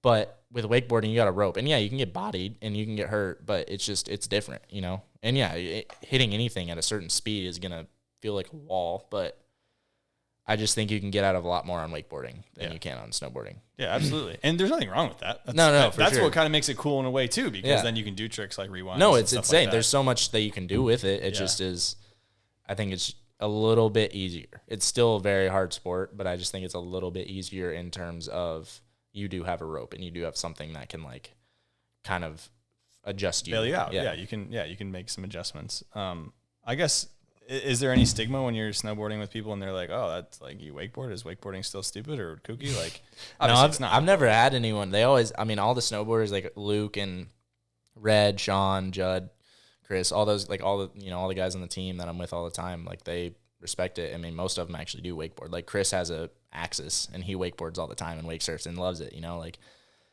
most of those guys do that stuff for fun. And I know a lot of the team wake surfs or does something for fun. And I think a lot of people like it.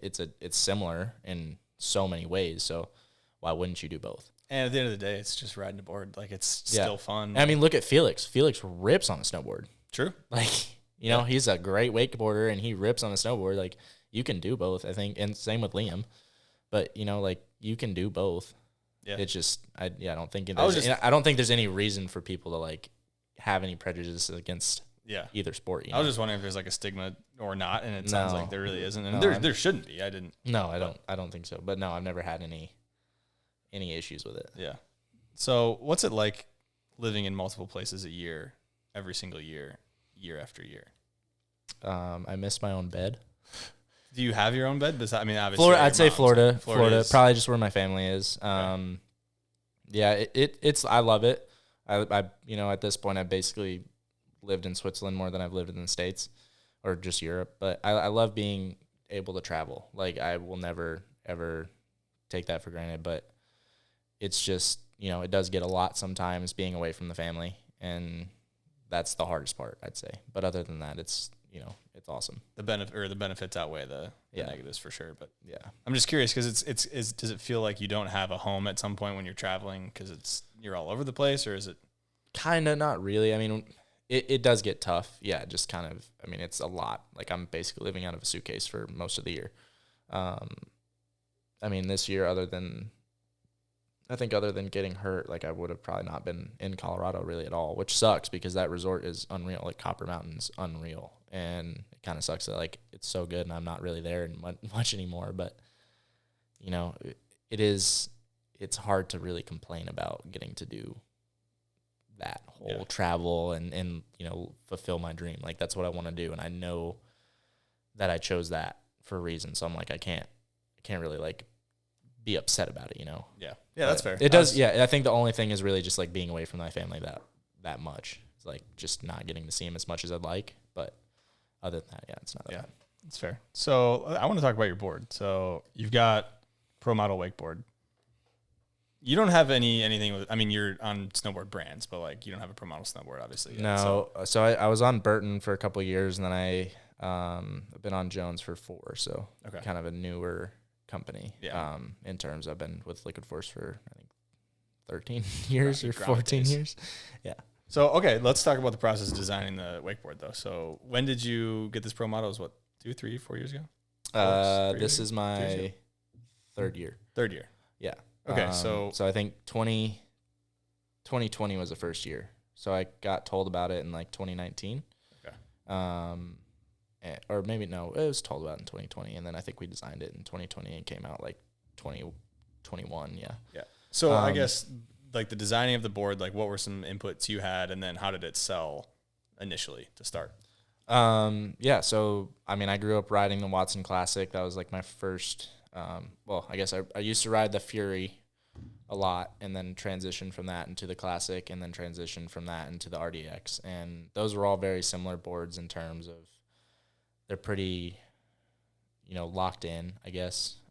They all had similar grip. Like, they weren't loose boards. And, like, Harley's Remedy is a looser board compared to those. But, when I was talking to Jimmy about it and found out, I mean, that was probably one of the greatest things I've ever heard. Like, that was like, oh my gosh, like, that is a huge accomplishment. I was like, I've actually, not made it fully, but, like, it's a huge thing. It's a huge thing. Yeah. And it's just so tough. Like, I've worked so hard to get to where I'm at. So that was just kind of like I'm finally getting rewarded or getting something from it. But, no, I mean, I worked with Jimmy on it, and I just told him, I was like, these are the boards I ride, and I just want it to be a better version of them. Like, I want it to be more user-friendly, like, say, someone from their first time to me or, like, someone at Harley's level could just hop on it, and you ride it exactly the same. Like, Harley can go hop on it, or, you could go hop on it and it have the exact same, like, oh yeah, I love this board because, it allows me to do everything. And so that was the kind of the design process behind it. And,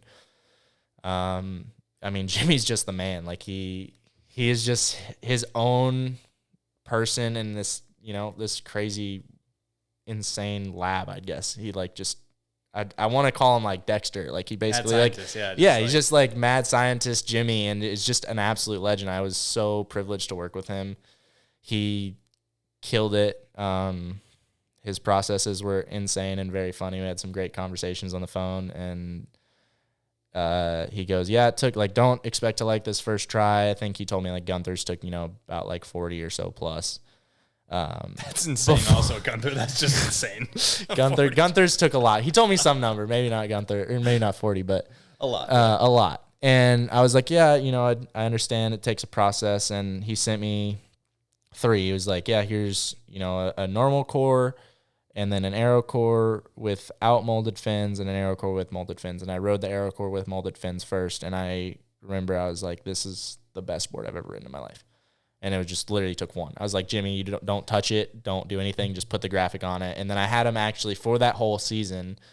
It was I want to say it was either my first or second year in pro. and no, I think it was my second year in pro, and he had wrapped it in an RDX graphic. So that whole season I was riding my board in an RDX graphic. Interesting. Didn't know that. Yeah, a lot of people didn't know that, but it was pretty funny. Tom actually in the Texas stop, he came up to me and he was like, "Oh, that's a pretty sick board you got there." And I was like, "Yeah, Jimmy wrapped it." Like he knew, but it was pretty funny.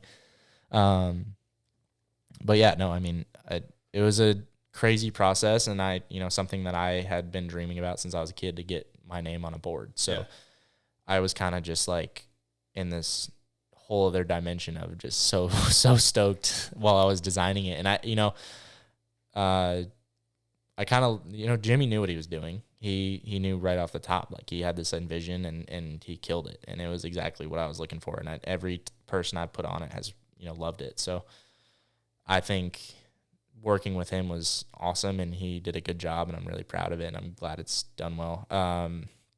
The graphic was a little bit of a process. So I got sent the old noodle graphic. If anyone remembers the LF noodle. I'll throw a picture in. But they discontinued that board, and so they sent me that graphic, and I didn't really like it. It looked like a cable graphic to me, and I was like, no, it's not going to look good. So went a little back and forth on that, and then I got sent the middle finger. And I was just like, that's a lot. That's a lot. And I was just kind of like, I don't even know what to say about this. This was a lot. It wasn't my style for sure. But so, we did the middle finger with the pink cheetah print. I ended up I was like, you guys got to cover it up. Like we can't have, like, I know a little 12-year-old kid's not going to, want his parents. His mom's not going to buy that.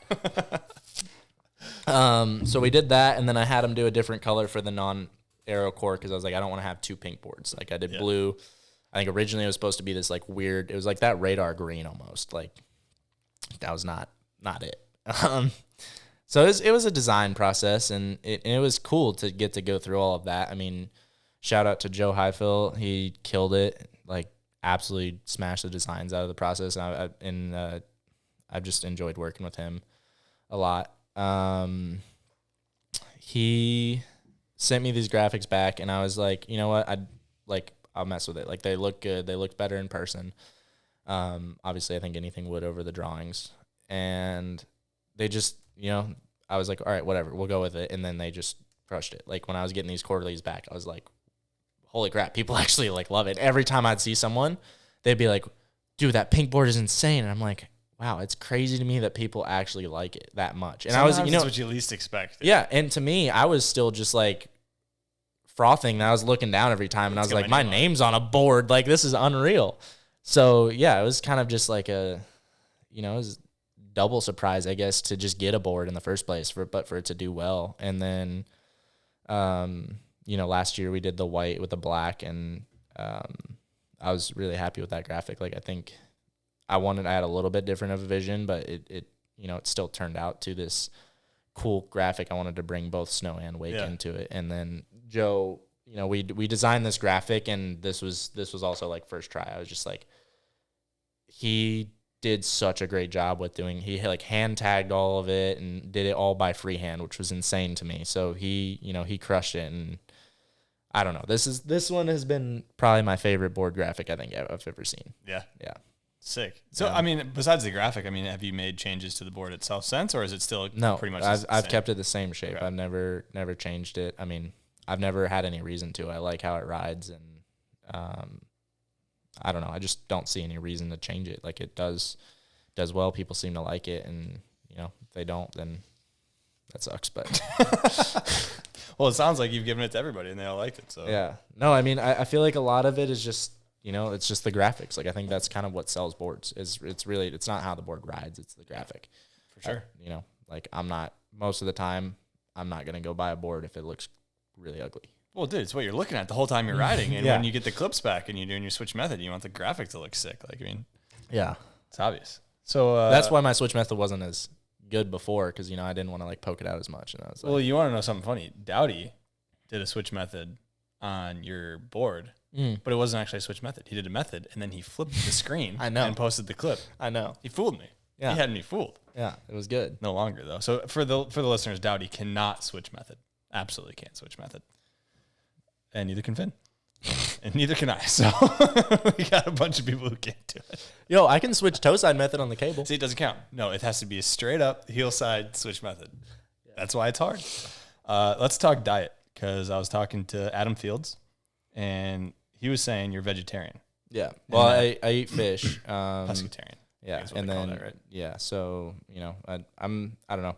I guess not super strict on it as much as I was, but yeah, before I like never, always like I grew up being vegetarian and never ate meat. Mom's a vet, so kind of just once she, I guess, saw what animals looked like cutting them open, she didn't really want to eat it, and so I just grew up kind of without it. And I don't know. In Europe, it's a bit different just because they have way different diets and what they want, so it's a little bit of a different eating habit for me over there. But when I'm here, I just always try to like eat a bit cleaner of food, whether whatever it is. But I find whatever I put into my body, I want it to be good because that's what I'm fueling it with to get me through the day. And I'd rather put something that I know is going to make my body feel better than not.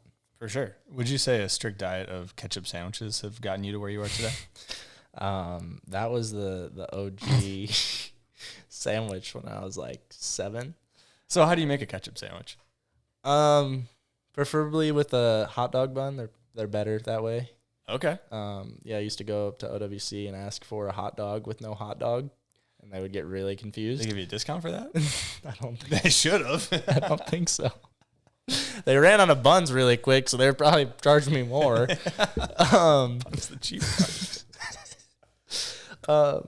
No, I don't know. It was like a weird combination. I just loved it when I was a kid, and I don't even remember the last time I'd had it. Maybe I got to bust that back out, to be honest. Do you though? No, probably not. Think we do. I feel like it probably wouldn't be as good now. For me. I don't know. I've The never palate has changed. When I was young, though, it was like good. It was so bomb. Yeah, it keeps you going. Bread and ketchup. Bread and ketchup, dude. Let's. I got some random questions here. So let's do this: Olympics or X Games? I'm not sure if I can choose either of those. They're kind of both of them. You gun to head. What do you got? You got to pick one. I feel like they're both kind of stupid now with all this all this influencer stuff that they got going on. But Yeah, it was tough. yeah, I'll go with X Games because I feel like they're trying to do something. I feel like it's getting better. I feel like 2 years ago was pretty bad. 2 years ago was pretty bad. 2 years ago, younger. This year was better for sure. Yeah. Yeah, but X Games just has like a running history of just being that one to watch, I guess. So I'd go X Games. Okay, sick. So how's you gonna get? How do you get to the X Games? I guess. Ride for Monster. Well, are you riding for Monster? I'm not. You should work on that then. No, I got the 32 TM. Brian Cook told me he was gonna try and get me a knuckle huck and slope style, and then I don't know what happened, but for last year, but yeah, it's just tough. Like it's just kind of like a Small field. I mean. yeah, it's a small field, and it's kind of just who they want. That's not a monster. Like pretty much everyone in there is monster, and then it's just like the top guys. It's like Marcus, Chris, those guys, and then they'll have like one other guy, but it's tough. Yeah. Liam was in there. Liam was in there, yeah. One knuckle hug. Yeah, but exactly, he was crushing it, and then like that's what I mean. You got to be like one of those top. Makes guys. sense because he won lax. And He's probably that into that next thing. So, what do you want to achieve in both sports? I mean, this is kind of like a kind of BS interview question, but obviously gold medal in Olympics. But I mean, anything else in terms of wakeboarding or? I mean, I think the easy question is just be the greatest that ever did it. But You want to be the GOAT? I want to be the GOAT. Wants to be the GOAT. Wow. But that's a tough one. Like that's hard. Raph and Harley. I feel like it's harder now when everyone's done everything. You're not like You're gonna have to hit the streets if you want to be the GOAT. That's all I'm saying. I've been in the bust the streets, winch dog. You got those files Yeah, with Johnny D. you do. Yeah. Where have I seen these? Have these been out? They have not been out. Oh, so you're still sitting on some They're stuff. sitting on some stuff. Okay. We got some things brewing. Okay, I'd love to hear that. But no, I mean, it just continue. Like my biggest goal is just to make this my job full time. Yeah. Like, I mean, it is now, but like, I just want to Keep. continue to do it forever and as long as I can. Cause it's what I wanted since I was a kid and still want that. So I was talking to your mom, and I was talking to her about learning Spanish, Yes. and Hablamos español. she wants to know, Well, she did say you do speak Spanish. Mm. But she wants to know the best teaching format to learn Spanish as a kid. I don't know. I mean, she's thrown me in some weird situations. She put me in. We went to Portugal, and then we were like lost in Portugal trying to find this contest site, and then she just goes, "Speak Spanish to this random guy doing yard work," and I was like, "He definitely doesn't speak Spanish because we're in Portugal. He'd speak Portuguese," and he did not understand what I was saying. So that was a pretty good one. We did find someone there that spoke Spanish, so that was good. I mean, they're sister languages, right? Yeah, but like he was older gentleman, so like he, some of those. He's OG Portugal. He's OG Giza, right there. He's a Giza, dude. There you go. No, but I mean, it's just even in Europe, like you find these people that don't, like the older generation doesn't speak English, and like the younger generations do, so it's just hard. But I don't know. I always like worked with one-on-one. I think one of the best things while traveling or like being able to do it was like Duolingo is pretty unreal. Just being able to learn it, it's easier. But I think it is pretty beneficial. Like I've always, I don't speak Spanish a ton, but it does help when I need it. And then I've also like tried to learn a bit of French, and German's really hard. I know some Italian just from hanging out with Italian snowboarders. I'm pretty sure they teach me mostly just cuss words, which they don't tell me what it means. What's a cuss word? Do you know any of them? Italian? You can say it because it's an English podcast, so no one will even know. I'm trying to think. I know one's in Korean. Hit me with a Korean. Yomana. What's that? Means you have a small penis. That's such an innocent sounding one. That doesn't sound like it's an insult at all. No, it doesn't. But no, that's what I'm going to bust that one out. That's a good one. It means Yomana. But you don't want to say Yomani because that means you're talking about yourself. So you okay. can say Yomana. Okay. Yeah. That's. But no, I mean, I've always I felt like I said, learning visually for me. So being with someone that can like actually help and kind of explain stuff. Because with Spanish, it's not too bad, and it's not too bad like going from Spanish to French or Italian. It's harder to just get the pronunciation. Like there's so many ways to say the same thing, and it's just like each person has a different, like different slang, or there's like, if you say they are, there's, 4 different ways to say that one word compared to like only if you're speaking about a single person. So it's just, it's pretty hard to remember all of it. But and especially if you don't do it regularly, it's really tough. It is tough. Let's talk setup. So we talked about your pro model board, obviously, but let's talk like the actual setup. So what size board do you ride, binding, stance angle, rope length, or I guess boat and cable, and obviously. I rode at 80 feet the other day, actually, by accident. By accident?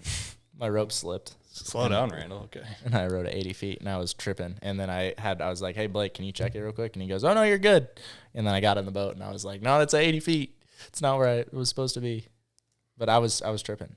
But usually ride at 75, 22.5 on the boat, behind the beautiful Supra SA. Shout out Supra.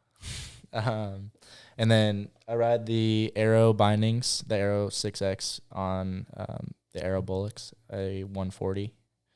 And then I think I could go up to a 44 for sure. But there you go. And then on the cable, I ride either the Idols or the Classics. I've been riding the Classics recently on the Butterstick Pro. What size is the Butterstick Pro? 48. And what stance angles are we looking at? 12 and 12. On both? Yep. Classic, just a classic setup. Yep. Just classic setup, middle stance. I mean. Yeah, I go middle on the boat board, and then the slide tracks are kind of hard to like gauge it, but it's mostly all the way in, like probably one in, I guess. A little out from all the way skinny. Yeah, you mean? Okay, yeah. Gotcha. Sick. Okay. Let's talk this season. So you just came off snowboard season, right? Yeah. Shoulder. How's the shoulder feeling? I got a really sick shark fin in it now, but other than that, it's shark good. fin. Okay. Yeah, so I got a bump. It's got I separated my shoulder, so I tore the tendon or the ligament that holds it down, and then so now I just have a bump. Well, so you're 2 fins now. You have 2 fins. Yep. My name and one on my shoulder. So, it's somebody else with that one. Okay, so shoulder's feeling good though. Yeah. Like you've been wakeboarding obviously a little bit, and it's been good. You're fine. So this season, what are we looking at? I mean, you said PWT stops. What else we got? PWT, Wakefest, and then it's just tough. Like I want to focus a bit more on snowboard stuff going into these Olympics. So I kind of told myself, I was like, I'm just going to do everything I can for Supra because they've been a huge help to, making me be able to continue my dream. And so I'm going to continue to do stuff and do everything I can for Supra. Been in the talks with doing some like demo tours with them, kind of like the Just Ride days or whatever. Yeah. So, looking at that. And then, PWT, Wakefest to hopefully go for the W this year, coming for you, Nick. And then, maybe Nationals and Worlds. I mean, I'm not sure. I'd like to do Double or Nothing again. Now that Thomas has already done his triple, I doubt he'll do it again. Maybe triple front roll. That'd be unreal. What's the double front roll speedball, right? What's the I don't know. Well, front flip. Front flip. Sorry. Yeah. Front flip. So I think Bob Sovin's done double scarecrow and double front flip off of the double up. Okay. But I don't think anyone's ever done a triple front flip. Yeah. Or one. I definitely know no one's done a triple front flip. That doesn't sound very fun. No. I mean, Darren got close back in the day, but I think that's probably the hardest double that's ever been done. Front roll or front, like a proper front flip. Yeah, not front roll. Sorry. Yeah, I would agree. Front flip. That's insane that he was doing it on that tiny wake too. Like to punt, to cut and then go off a double up and punt that hard is insane. And watch him just like yoink the rope. It's insane. What about Masters? Is Masters a thing? Do you do that? How do you get into that situation? So I filmed a run. That's a funny story. I filmed a run when I was home, and it was pretty fire run, if I do say so myself. I had toe 10, switch heel 9, wrap KGB 7, and then I was supposed to do switch KGB 5, but it was switch KGB. Still feel like that should have won. But they changed the rules right before Moomba, like a week before Moomba Masters, to where you had to have a 3-second thumbs up before you did your run. And I was like, well, I did it following the rules from last year, or like how you had it before, and then they changed it. So I got disqualified. So I have not done Masters since Junior Pro in 2019. I feel like you could edit that thumbs up. We're almost to the point where you I can fix that in post, dude. I was actually going to talk about, so I have a filmer, Ryan, that will like travel with me every once in a while, and he filmed it, and I was like, Mom and I were talking, and she was like, can you just have him edit it in? And I was like, I don't know how you like have it edited in to that point, but maybe. But yeah, I don't know. It was frustrating to me. Like, I was like, it's supposed to be a very prestigious contest and like the best of the best riders. And, like just because I don't do Moomba Masters means that I'm never going to be able to do that contest, because that was a one time I've been home in time to like actually film this contest. And I was like, I'm always snowboarding around that time, and I was just like, I'm not going to throw away snowboarding where I'm getting more out of it just to do a Masters, it sucks to not be able to do it. And I just was like, that was a run that would have won, and then they just disqualified me because of that. And I was like, that sucks. Yeah. The Masters thing always is very like fascinating how you get qualifying to I think it's silly. I don't really understand it, but so no Masters. So we take that weekend off. So more riding. I am kind of hyped though, because I'm going to the Moomba shoot on Saturday, and it was like the week after, so I was like, or not even the week after. It was like once we're done with the Moomba shoot, Thomas flies right there, and I was like, I just don't really like. I'm happy I don't have to like stress about shooting and trying to ride, So it's kind of it's nice. I just didn't want to feel rushed. Like, I feel really good riding right now, and I have everything back, but I don't feel like good enough to where I'm like, all right, I'm gonna win a contest. Like, I still have a couple rusty things I need to like clean up, and then I feel like with that little bit of extra time, it's just gonna be like donezo. Yeah, that's fair. That's a good point. How do you schedule out a year? So you're doing both snowboarding and wakeboarding. How do you have one massive calendar on your wall that has every month of the year and you write in? Nope, I don't even know what I'm doing tomorrow. That's brutal. How do you not lose your mind doing that? Or you just show up, you just wake up one day and then figure it out. You just figure it out. No, I know what I'm doing. Like there's contests and stuff, and I like have it kind of planned out. But like, I don't know.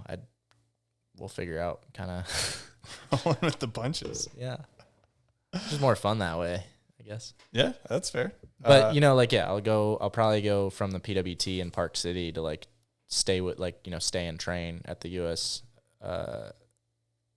OPC, the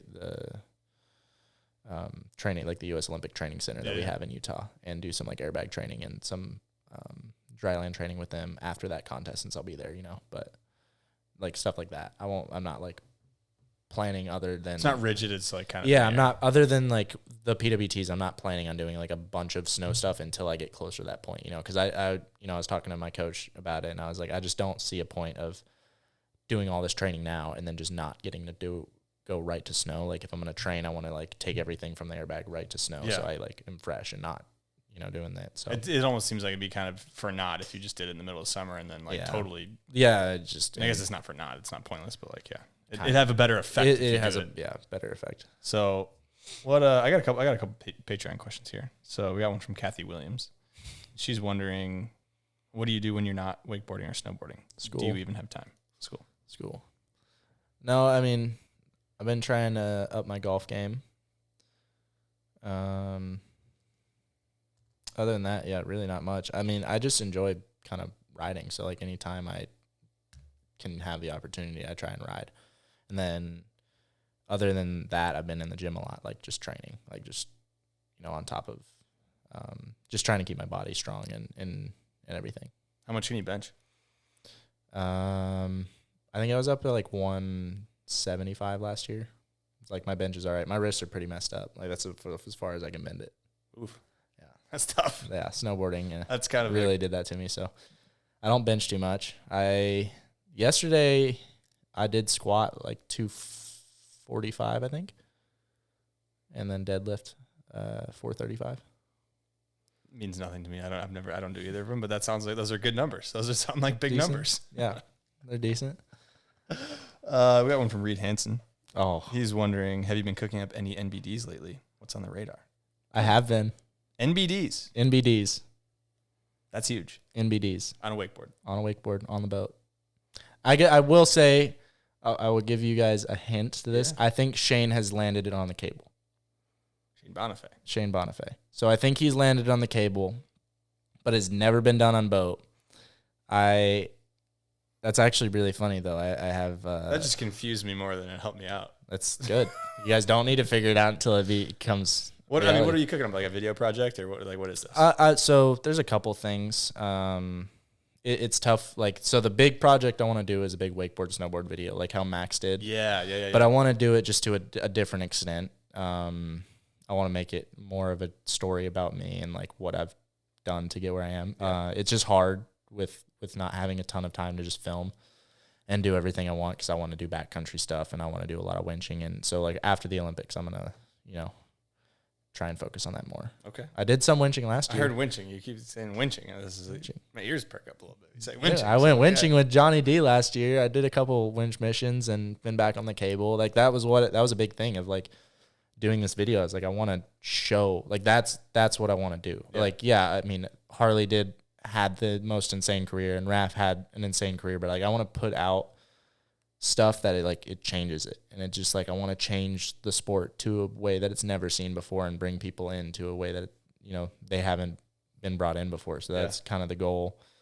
And then I also realized like I haven't, other than that, like that's a bigger project. And then for this year, I haven't really put out a video since I think like a proper video since like Who is Fynn Bullock? And that was 3 or 4 years ago. So I'd like to do another video like that. Just kind of bring the memories back of who I am and remind everyone that I'm here. Something's in the oven. Something's in the oven. I like that. We're cooking. No, but I'm pretty hyped on this trick, to be honest. Like I'm excited. You confused. I hope it confused other people as much as it confused me when you said Shane's landed it on the cable. I know the couple people I've told. I know Tom's gonna know what I'm talking about. But yeah, I'm trying to keep it under wraps. When was this? When did you land it? Was it this year? I haven't landed it yet. Oh, you're working on it. I'm working on it. Oh, it's there. I've come around on it. Okay. It's been with my feet under the board, but I haven't ridden away from it yet. Okay. So that's why I can't tell you. Yeah, that's fair. And I wouldn't want you to tell me even let it come out when it comes out, and we'll see it. Yeah. But that's No, I'm hyped. Thinking. The biggest thing, honestly, I was talking to Thomas about this double front roll the other day because I was wanting to try. I was like, I feel like that would be sick. I was thinking about it off the double up. I was like, I feel like I could do double chromo with how my indie chrome ups are. I was like, if there's time, I feel like I could do that pretty easy.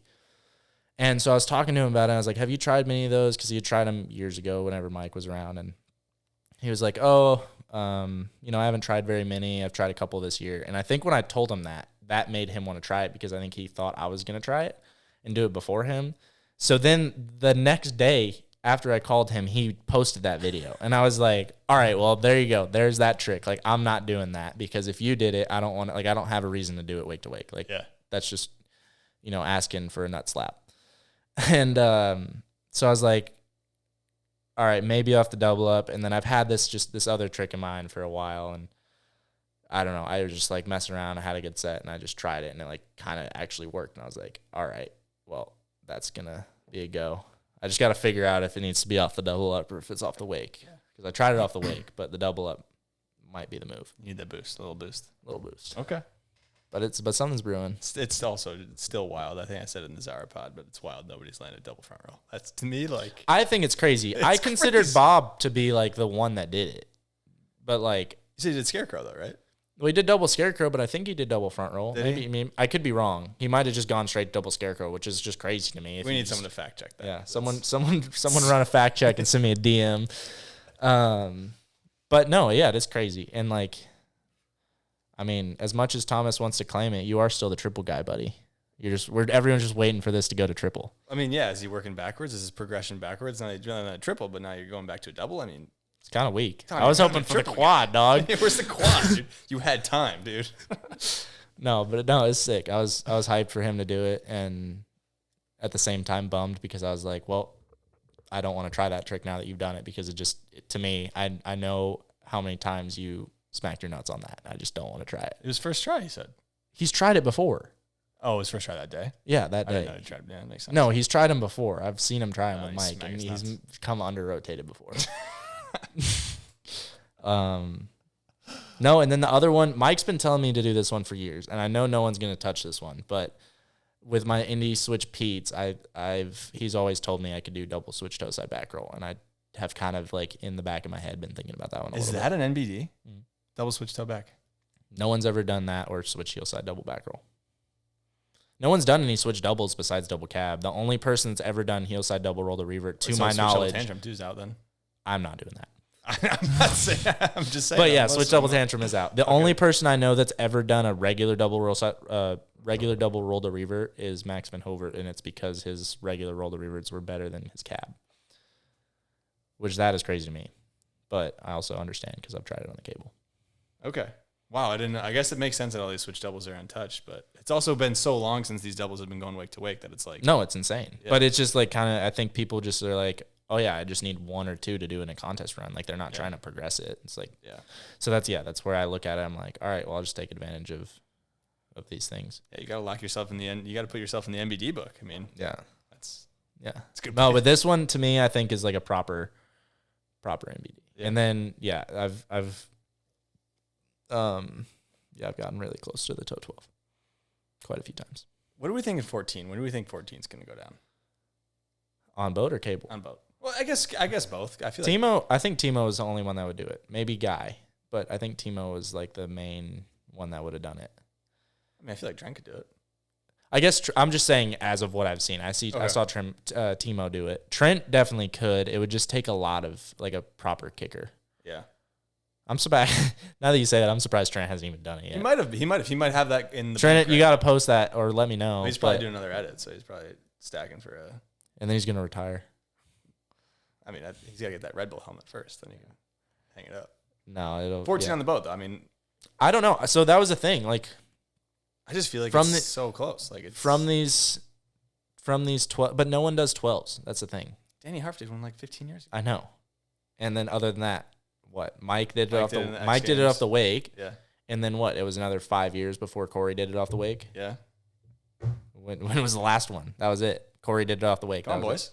Let's see the 14. No, I know. But like when I was doing it, that was the thing at Double or Nothing. I was like, I'm gonna do the 10, and then I wanted to get the 12. I just couldn't get the right kick on it. I just like was getting hung up.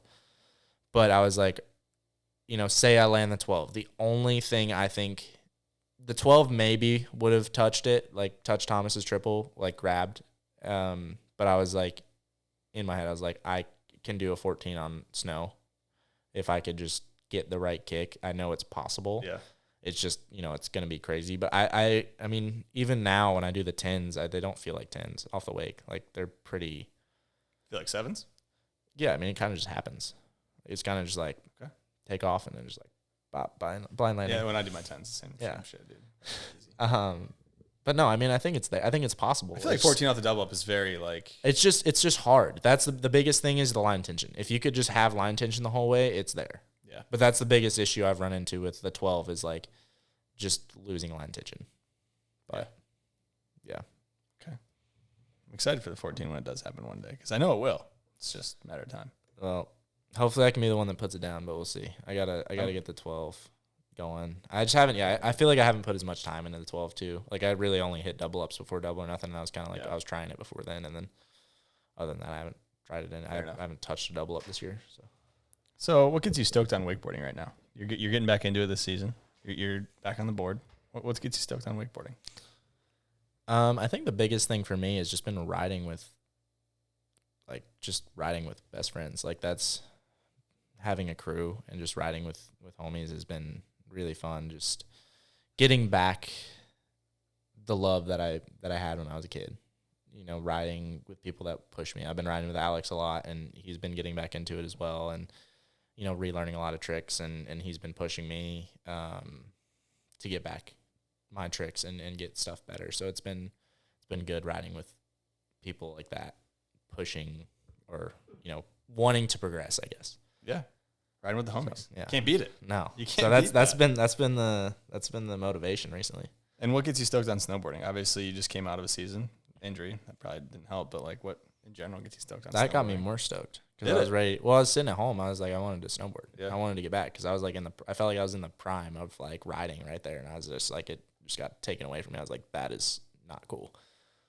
Freaking dumbest fall ever. But wait, what was it? We didn't even talk about it. I did a cab double 12 at Aspen, and just landed a little deep, and it was a weird landing. It didn't even look bad, and I just like kind of landed deep, was riding out, and then like in the spoon, like of the transition from the landing, I just kind of like it was almost speed wobbles and got thrown over the front and just landed on the tip of my shoulder. And interesting, yeah, it was weird, just unlucky fall to be honest. So yeah, it was just snowboarding for me. I feel like I can go out and just ride. Like if I go out and ride by myself, I can enjoy it just as much as if I ride with friends, because it's a very free feeling sport. And that's the one thing I've always loved about it so much is like I can just go carve and have so much fun just going down the mountain carving. But no, I mean, I think a big thing for me, obviously riding with friends, but I just enjoy riding in general with snowboard. Like I just like putting music in and just going. Yeah. So you a music guy on the wakeboard too? Yeah, I like it. It's, obviously a bit different than it not being just like, I usually ride with like a headphone in my like one headphone while I'm riding, snowboarding, but I always ride with music, when I wakeboard. At the cable too? No, I want to get some of the wireless headphones. The OWC playlist is pretty weak. It's not great. It's not great. I feel like I'm going in and I hear like the Frozen soundtrack and I'm just, kind of over it. It's not the vibe when you're about to go hit the cable. No. All right. Well, I say we wrap this up. Is there anything else you want to touch on, or anybody you want to thank here? No, just want to thank all my sponsors and supporters, Mom and John, and just everyone that's helped me get to where I am. Thank you, Hunter, for having me on, and I think that's about it. Love it. Well, thanks for coming on. This was a great chat. I think it'd be great to have you back in one day for one of these shop talks as well. But yeah, thanks everyone for tuning in. Thanks for coming on. Make sure to like, comment, subscribe. If you guys are listening on Spotify or Apple, make sure to rate 5 stars. It helps out a lot. Thanks everyone again for listening, and see you guys next time.